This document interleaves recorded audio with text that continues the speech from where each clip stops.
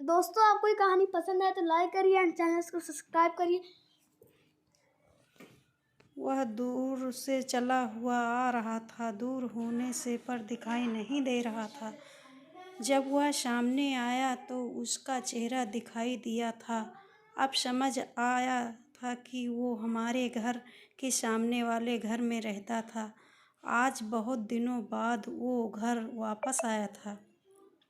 उसे देखकर बहुत खुशी हो रही थी, मगर वो मेरे पास आया और उसने मुझे कुछ बताया था। आज वो घर तो आ गया था, लेकिन उसने बाहर ही शादी कर ली थी। वह अपनी पत्नी के साथ में लेकर नहीं आया था। उसने बताया कि उसने बिना बताए ही शादी कर ली है।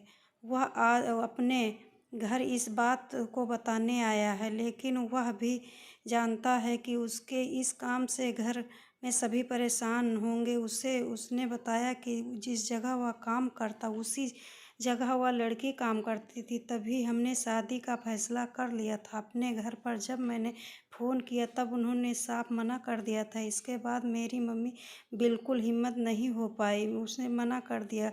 बाद में शादी कर ली थी। अब इस बात को आज महीना हो गया, इसलिए मैं बताने आया हूँ। जब उससे पूछा कि अब वो मान जाएंगे तुम्हारी बात को, उसने कहा कि मुझे पता नहीं, इसमें मेरी गलती है।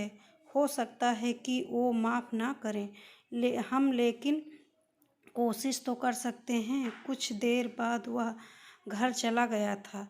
घर पर क्या बात हो रही थी यह मुझे पता नहीं था। अगली सुबह वो मुझसे मिला था।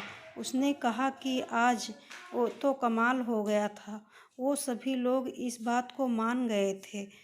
कहानी का आखिरी भाग देखने के लिए सब्सक्राइब करें।